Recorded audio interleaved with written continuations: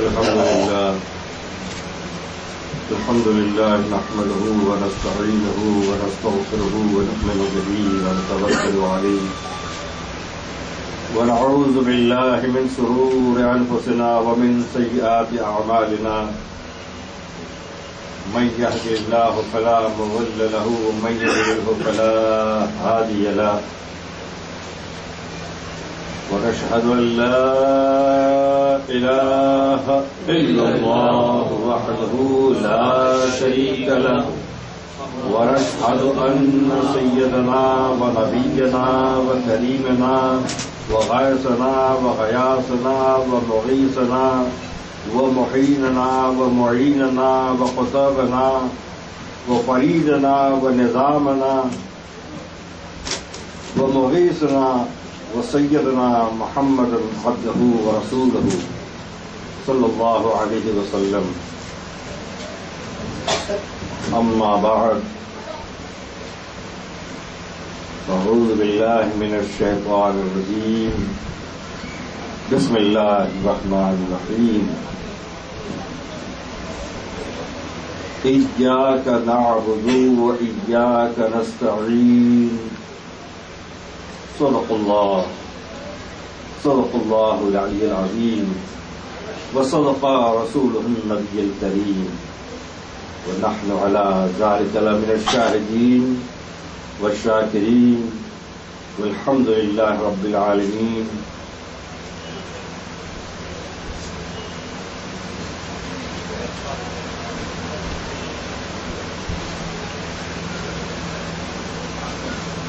قال الله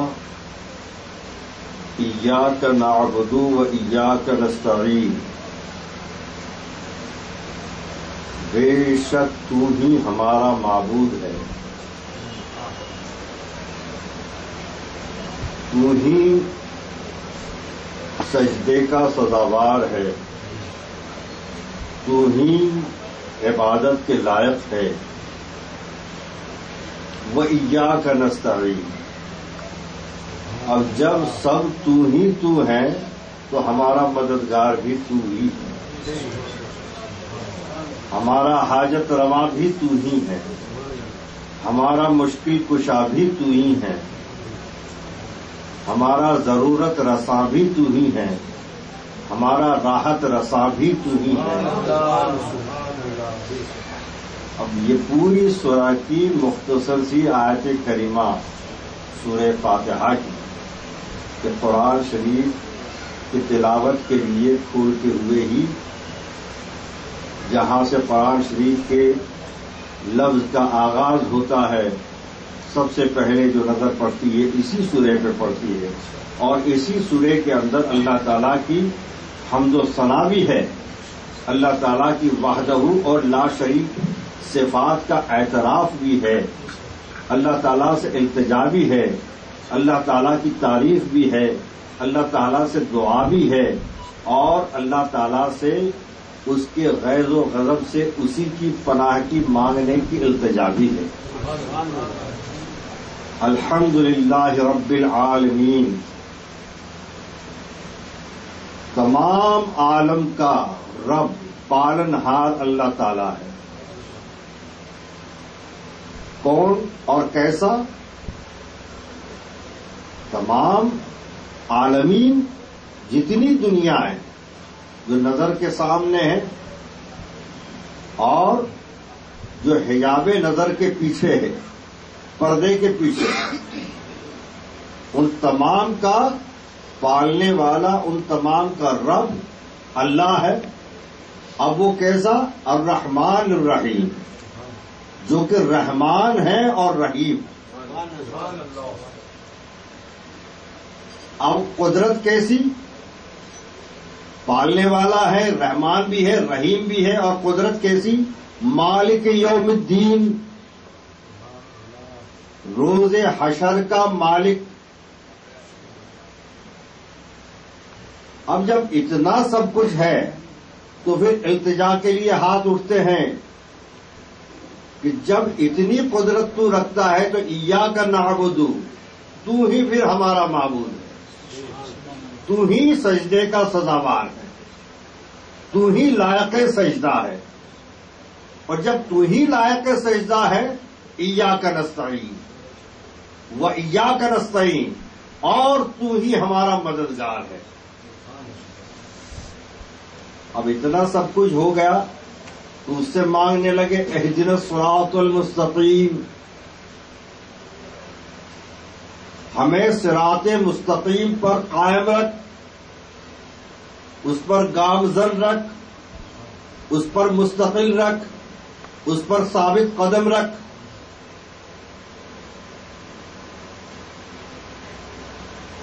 مگر مانگنے سے پہلے یہ سوچ گیا کہ ہم کیا مانگ رہے ہیں۔ اہدنا الصراط المستقیم، یہ بات تو ٹھیک ہے، مگر یہ کون سی صراط؟ صراط بمعنی راستہ، پل، کون سی؟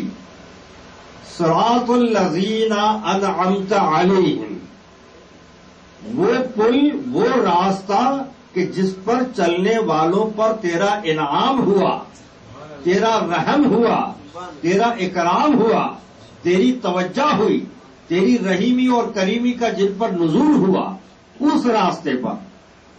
اب انسان ڈرتا بھی ہے، غیر المغضوب علیہم ولا الضالین، نہ کہ اس راستے پر، راستہ تو وہ بھی تھا، راستہ یہ بھی ہے، انتخاب کرنا ہمارا کام ہے کہ کس راستے کی ہم دعا مانگ رہے ہیں اور کس راستے سے اپنے آپ کو وہ ہمیں محفوظ رکھے، یہ اپنے آپ کے لیے اس کا انتخاب کرتے ہیں اور اس سے ملتجی ہوتے ہیں، دعا بگو ہوتے ہیں۔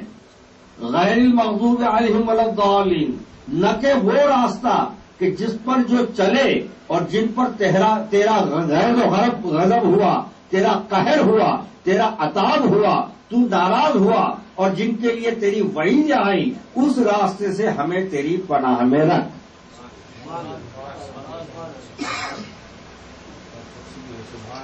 اب ایسے راستوں پر چلنے والے،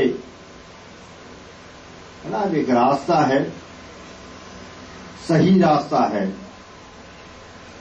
مناسب راستہ ہے، پختہ اور ہموار راستہ ہے، صحیح راستہ ہے، کئی لوگ اس سے گزرتے ہیں۔ راستہ ایک ہی ہے، مگر اس سے گزرنے والوں کا معیار الگ الگ ہوتا ہے۔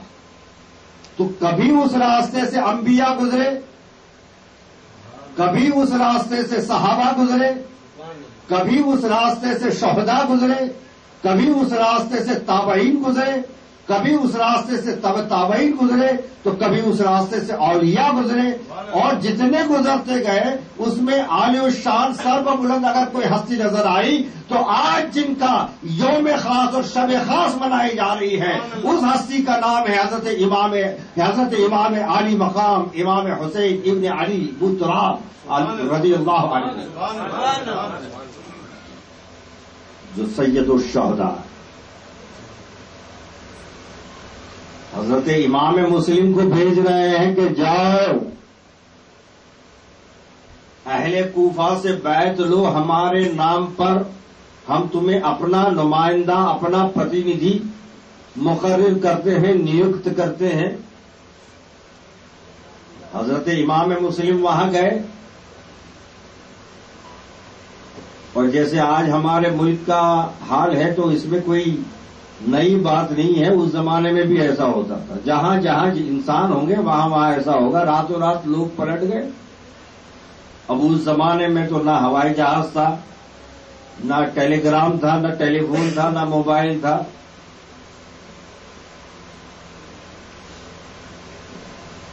حضرت امام مسلم کا خط آیا کہ یا امام، یہاں پر حالات سازگار ہیں، آپ تشریف لے آئے۔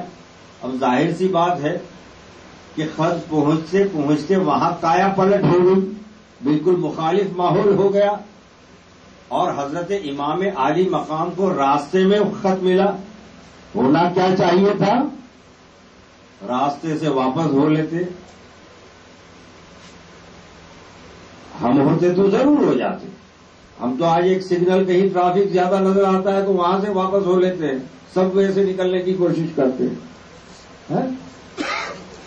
مگر حضرت امام عالی مقام نے جو کہ بآسانی واپسی کر سکتے تھے، مگر دل میں ایک ہی احساس تھا، ذہن میں ایک ہی خیال تھا، عزم تھا تو ایک ہی تھا، مقصد تھا تو ایک ہی تھا، ارادہ تھا تو ایک ہی تھا، اور وہ سب اس سے جڑا ہوا تھا کہ وَإِيَّاكَ نَسْتَعِينُ، تو میری مدد کر۔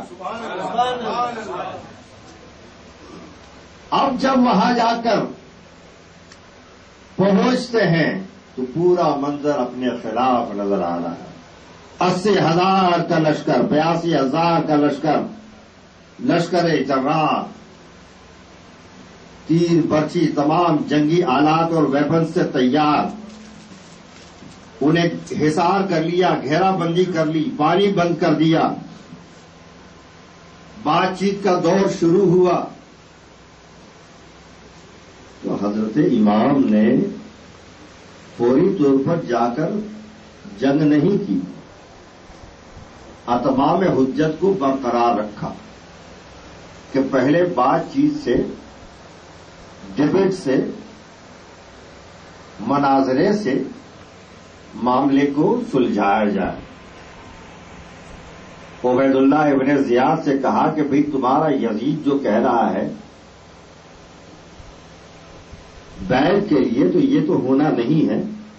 اگر یزید کو مجھ سے کوئی خطرہ ہے جو کہ واقعی نہیں ہے، مگر جس کے دل میں چور چھپا ہوتا ہے، اس کو دیکھنے والے کی ہر نظر پولیس کی نظر آتی ہے، یہ انسانی فطرت کا تقاضا ہے۔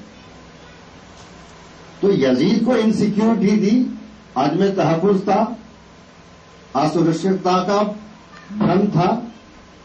اگر اسے ایسا ہے تو آپ ہمیں یزید سے باقاعدہ براہ راست بات کرنے دیں۔ اس نے کہا یہ نہیں ہوگا، ہاں یا نہ کا جواب چاہیے۔ آپ بیعت کر رہے ہیں یا نہ کہنے پر جنگ کر رہے ہیں؟ کیا کرنا چاہیے تھا؟ چلو بھائی بیعت کر لیتے ہیں۔ آج کے ہمارے پولیٹیشین ہوتے تو فوراً اس کو ڈپلومیسی کا نام دے دیتے، یوتی سرکار بن جاتی، اگاڑی سرکار بن جاتی، یو پی اے بن جاتا، این ڈی اے بن جاتا، نیشنل فرنٹ بن جاتا، مگر نہیں، کیونکہ دل میں ایک ہی احساس تھا اور وہ جڑا ہوا تھا وَإِيَّاكَ نَسْتَعِينُ، تو میری مدد کر۔ یہاں تک کہ بعض ازاں فرماتے ہیں کہ اگر یزید کو اور اس کی بادشاہت کو، آپ نے یہ نہیں کہا کہ اس کی خلافت اور امارت کو، کیونکہ اگر خلافت اور امارت کا لفظ استعمال کرتے تو انڈائریکٹلی بالواسطہ طور پر یہ تسلیم کر لینا تھا کہ یزید خلیفہ ہے، یزید امیر المسلمین ہے، یزید خلیفۃ المومنین ہے۔ مگر آپ نے یہ کہا کہ اگر اس کی بادشاہت کو مجھ سے خطرہ ہے تو اس کی حدود جتنی پھیلی ہوئی ہے، جہاں جہاں تک اس کی عملداری ہے، میں اس کی حدود کو پار کر کے دنیا کے کسی بھی گوشے میں چلا جاتا ہوں۔ کہا کہ نہیں، اس کارڈن سے آپ باہر نہیں جا سکتے، آپ بیعت کر رہے ہیں یا نہ کہنے پر جنگ کر رہے ہیں؟ اب کیا ہونا چاہیے تھا؟ بیعت ہونی چاہیے، مگر یہی احساس وَإِيَّاكَ نَسْتَعِينُ، تو ہی میرا مددگار ہے، ہم تجھے سجدہ کرتے ہیں، تو ہی میرا مددگار ہے۔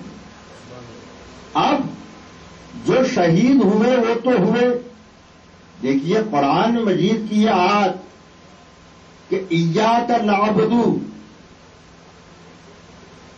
تو میرا معبود ہے، تجھے ہی سجدہ سزاوار ہے، تو ہی پوجا کے لائق ہے، تو ہی عبادت کے لائق ہے۔ تو یہ پڑھ کے سمجھا نہیں، پڑھ کے صرف سمجھایا نہیں، بلکہ پڑھ کے سمجھ کے سمجھا کے خود کر کے دکھایا کہ جب تن مبارک سے سر مبارک الگ ہوتا ہے تو سجدے کی حالت میں ہوتا ہے۔ قرآن کی تفسیر کو اس طرح سے منظر کشی کر کے بتا رہے ہیں کہ میں صرف یہ پڑھنے والوں میں سے نہیں ہوں، میں صرف یہ سنانے والوں میں سے نہیں ہوں، میں سمجھنے اور سمجھانے والوں میں سے نہیں ہوں، میں وہ ہوں کہ ایاک نعبد جب ایک بار کہہ دیا، جب یہ اعتراف کر لیا کہ سوائے تیرے کوئی سجدے کا سزاوار نہیں ہے، تو اب آخری سانس میں اگر میرے تن سے میری گردن جدا ہوگی تو یہ تفسیر قرآنی دنیا کی نظر کے سامنے ہوگی، تاہم قیامت تک تاریخ کے سنہرے حروف میں ہوگی کہ واقعی ایاک نعبد پڑھنے والا اور ماننے والا اپنی آخری سانس لے رہا ہے تو اس پر عمل کرتے ہوئے لے رہا ہے، اور اپنے تن کو اپنے سر کو اپنے تن سے جدا کر رہا ہے، تو اس بات کی عکاسی کرتے ہوئے کر رہا ہے کہ واقعی تیرے علاوہ سجدے کے کوئی لائق نہیں ہے، اور جن کو تینے محفوظ رکھا ہے وہ تیری دعا قبول کی ہے، وہ ایاک نستعین۔ تو جو بھی خواتین، جو بھی معذور، جو بھی لاغر، جو بھی مریض اور جو بھی بچے ہیں ان کو تینے محفوظ رکھا ہے، وہ تو نے میری دعا قبول کی ہے، وہ ایاک نستعین، تو ہی میرا مددگار ہے۔ نعرہ تکبیر، نعرہ رسالت، نعرہ حیدری، نعرہ شہادت۔ اب انسانوں کو جیسے آج کمپیوٹر کو کافی پیچھے رکھ دیتے ہیں، اس طرح سے بہت بڑی بڑی آئیڈیاز آتی ہیں، اور ان کو یہ آئیڈیا آتی ہیں اپنے بڑے بوڑھوں کے سمجھانے پر نہیں آتی۔ یہ ہمیشہ یاد رکھیے گا، آپ کو ہمیشہ جب بھی، کیونکہ مجھے بھی ایسا ہی ہوتا ہے اس لیے کہہ رہا ہوں، جب بھی کچھ بڑی بڑی آئیڈیاز آئیں گی یا وہ کرنی چاہیے یا نہیں کرنی چاہیے، تو یا تو ہمیشہ بیت الخلاء میں شوچالیہ میں آئیں گی، یا تو رات کو سوتے سوتے آئیں گی۔ آپ کتابوں میں کتنا بھی پڑھ لیجئے، ہم جیسے لوگوں کو سن لیجئے، اپنے گھر کے بزرگوں سے کچھ سن لیجئے، وہ آئیڈیا نہیں آئے گی، وہی دو جگہ پہ آئے گی آپ۔ یہ انسانی فطرت کا تقاضا ہے۔ آج کے لوگ اگر ایسا کرتے تو اس زمانے کے لوگ بھی کرتے تھے۔ کسی کو فطور آ گیا ذہن میں خدائی کا دعویٰ کر دوں، فرعون کھڑا ہو گیا، انا ربکم، نعوذ باللہ من ذالک، میں خدا ہوں مجھے سجدہ کرو۔ نمرود کھڑا ہو گیا، انا ربکم، شداد کھڑا ہو گیا، انا ربکم۔ کتنا آسان تھا۔ سرکار نے پردہ فرمایا تو سرکار جب دنیا داروں کی نظر کے سامنے تھے تب بھی، اور خصوصی طور پر جب پردہ فرمایا اس کے بعد تو ایک فتنہ ارتداد پیدا ہوا۔ نہ جانے کتنے لوگوں نے نبوت کا دعویٰ کر دیا، میں نبی ہوں، وہ کہہ رہا میں نبی ہوں، میں نبی ہوں، میں نبی ہوں۔ کتنا آسان تھا ان لوگوں کے لیے۔ یہ بات الگ ہے کہ فرعون خدائی کا دعویٰ کر رہا ہے، کیفر کردار کو پہنچ رہا ہے۔ شداد خدائی کا دعویٰ کر رہا ہے، کیفر کردار کو پہنچ رہا ہے۔ نمرود خدائی کا دعویٰ کر رہا ہے، اپنے انجام کو پہنچ رہا ہے۔ جو نبوت کا دعویٰ کر رہے تھے وہ اپنے شرمناک انجام کو پہنچے ہیں۔ مگر آج تک کسی مائے کے لال کی ہمت نہیں ہوئی کہ حسین ہونے کا دعویٰ کرے، کیونکہ اگر حسین بننا ہے تو سر کٹوانا پڑے گا۔ نعرہ شہادت، حسین اگر بننا ہے تو سر کٹوانا پڑے گا۔ حسین اگر بننا ہے تو اپنے سر کو باطل اور جھوٹ کے سامنے بلند رکھنا ہوگا تاکہ باطل اور جھوٹ اپنے سے بالکل چھوٹا اور بہت ہی بونا نظر آئے۔ وَقُلْ جَاءَ الْحَقُّ وَزَهَقَ الْبَاطِلُ، حق آیا باطل چلا گیا۔ اِنَّهُ باطلا کانا زہوقا، بے شک باطل جانے کے لیے ہی تھا۔ یہ حسین جانتے ہیں کہ حق تو نانا کے زمانے میں آیا، حق جو ہے نانا کے زمانے میں آیا، باطل گیا۔ اب کبھی کبھار کسی کونے میں باطل اپنا سر ابھارتا ہے تو اس کے سامنے ہم نے جھکنا نہیں ہے، کیونکہ وہ طے شدہ ہے کہ جب قرآن میں ببانگ دہل کہہ دیا ان ان الباطل کان زہوقا، تو باطل تو جانے کے لیے ہے، مگر اس کے لیے کچھ نہ کچھ تو بلیدان دینا پڑے گا، کچھ نہ کچھ تو قربانی دینی پڑے گی، چاہے وہ سر کی ہی قربانی نہ ہو، کیوں نہ ہو۔ آج دیکھیے جو اللہ کے نام پر کٹتے ہیں وہ مرتے نہیں، ہماری نظروں سے گزر جاتے ہیں تو ان کی تعداد کم ہوتی نہیں۔ وَلَا تَقُولُوا لِمَن يَقْتُلُ فِي سَبِيلِ اللَّهِ أَمْوَاتٌ، وہ لوگ جو اللہ کے نام پر اللہ کی راہ میں قتل ہوئے، وَلَا تَقُولُوا لِمَن يَقْتُلُ فِي سَبِيلِ اللَّهِ أَمْوَاتٌ بَلْ أَحْيَاءٌ وَلَٰكِن لَّا تَشْعُرُونَ۔ فی سبیل اللہ اموات، اللہ کے نام پر موت ہوئی ہے، بعد میں کہا جاتا ہے بل احیاء، بل احیاء کا مطلب کہ وہ زندہ ہیں۔ اگر کوئی مر جائے تو کیسے زندہ ہو سکتا ہے، مگر وہاں پر جوڑ دیا گیا